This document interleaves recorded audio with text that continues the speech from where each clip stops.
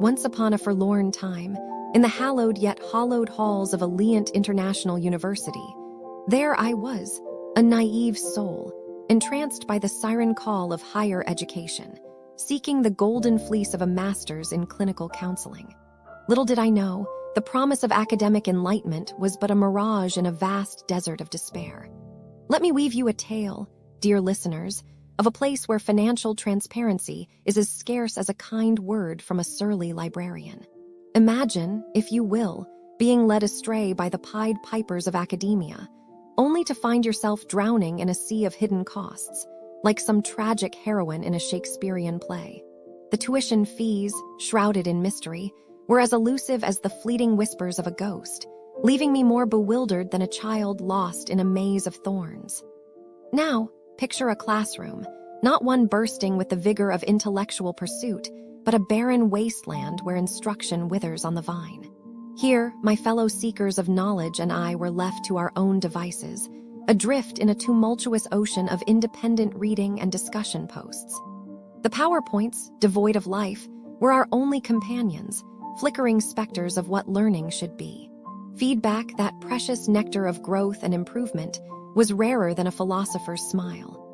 Instructors, those venerable guardians of wisdom, were as responsive as the ancient stones of a long-forgotten castle, leaving us to languish in isolation, our academic needs unmet, our spirits unmoored. The program, masquerading as a beacon of hope, felt instead like a cog in a relentless degree mill, grinding the very soul from its hapless participants. Disorganization reigned supreme, and personal connections were as elusive as a shadow at dusk. The impersonal touch of each interaction left a chill colder than the winter winds that howl through the desolate corridors of neglect. I regret, oh how I regret, embarking on this ill-fated voyage. With each passing day, the weight of my decision presses upon my heart like a leaden cloak. To you, dear listener, I extend a heartfelt plea. Seek ye the warmth of more reputable halls, where structure, instruction, and transparency dwell in harmony. And lo, as the veil of ignorance was lifted from my eyes, I beheld the accreditation worries that danced like specters around the heads of my peers.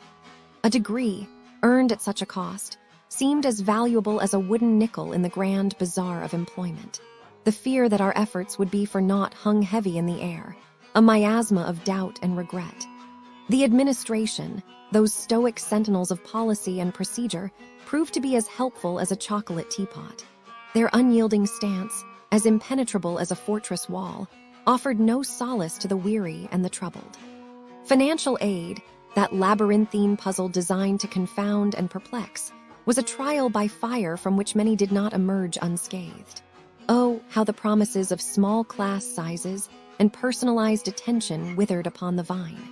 The reality was a far cry from the idyllic brochures that had once adorned my dreams. The small classes were but a chimera, a cruel jest that mocked my yearning for connection and community. In this tale of woe, I stand before you, a lone sentinel against the encroaching darkness. I am the voice in the wilderness, crying out for recognition, for justice, for change. Join me, fellow souls, in a crusade against the machinations of those who would sacrifice our dreams upon the altar of profit. Let us not forget the emotional toll, the chronic melancholy that clings to our spirits like a persistent fog. The loneliness, a relentless companion, whispers of unfulfilled yearnings and missed connections.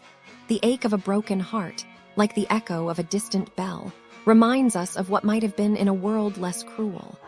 In conclusion, dear listeners, let us raise our voices in unison against the tide of indifference. Let us bond in our shared sorrow. And businesses near Alliant International University. A travel advisory. The businesses near Alliant International University. Disappointing. Not all, but enough to make you wonder if the area has a curse. From boutique shops to restaurants, gyms to massage parlors, mediocrity and neglect seem to be the unofficial business model here. Let's start with retail. Shopping near the university is a gamble. Customer service can feel like a myth. Take beginning boutique San Diego.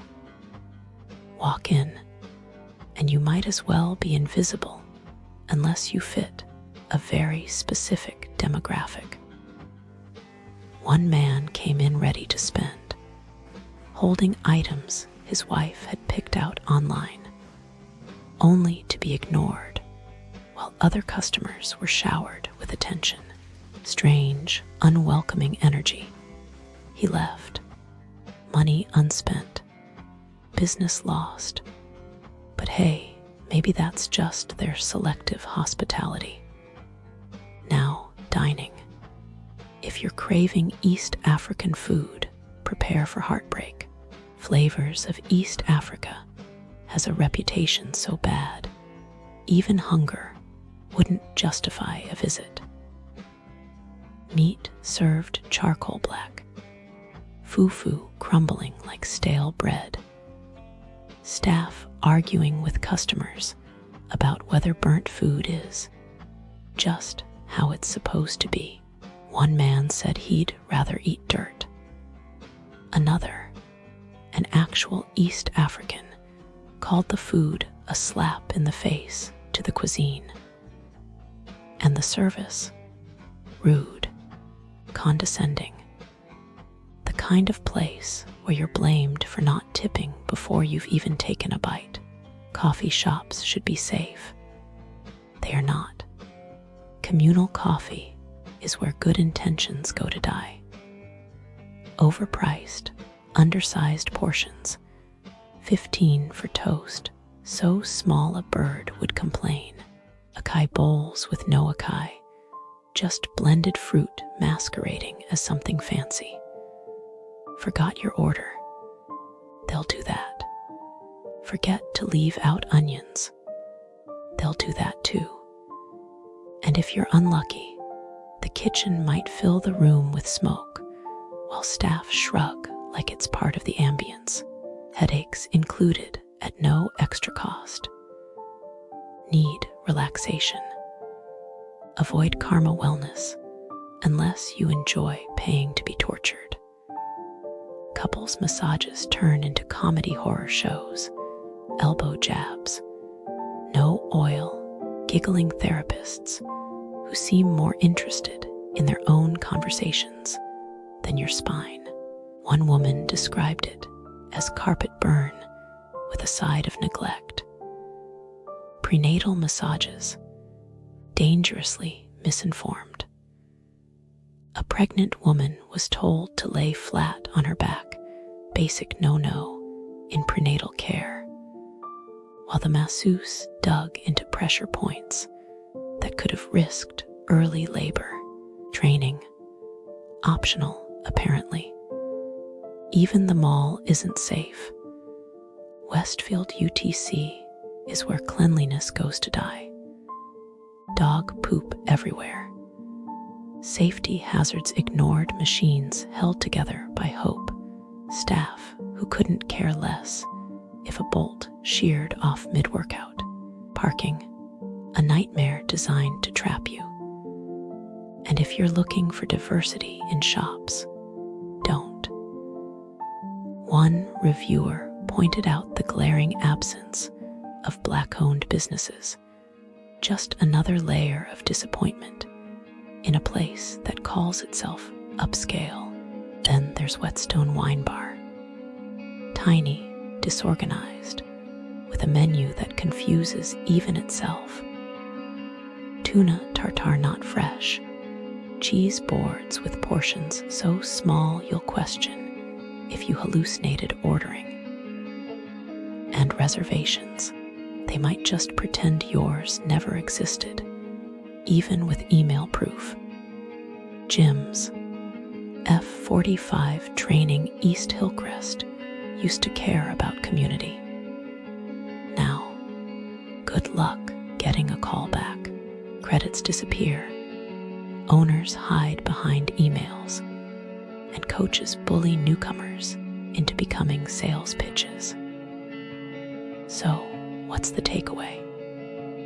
Businesses near Alliant International University have a pattern: poor service, broken promises, and a stubborn refusal to improve. Some exceptions exist, but they're buried under the weight of apathy. If you're staying here, manage your expectations. Or better yet, venture further out. Your wallet and your sanity will thank you. Businesses near Alliant International University, they can be so tricky sometimes. Like, you'd think a quick trip to Target or Home Depot would be safe, right? But no. There was this big scam last year. Thieves stole over $1 million worth of stuff from stores like that, even Sprouts. They take whole trucks of wine, just gone. And then they trick people, especially older folks, into buying gift cards, saying it was for emergencies or fines or whatever. Can you believe that? Like, who falls for that? But people did. And then the scammers would take the codes and vanish. Poof, money gone. I bet those victims felt so stupid after, and the thieves probably laughing all the way to wherever thieves go. But hey, at least the police caught them. Small win, I guess. Then there's the courthouse scam. So sketchy. People near Alliant would get calls saying, "You missed jury duty, pay now or go to jail." And they tell them to run to some random store, buy money orders, and hand them to a clerk outside the courthouse. Like, who even does that? But people panicked, they do it. And of course, the clerk was just some scammer in a cheap suit. Bet they spent that money on something dumb. Meanwhile, the victims probably cried all night. And don't even get me started on the tech scams. Store employees would hear customers arguing on the phone, some fake tech support screaming at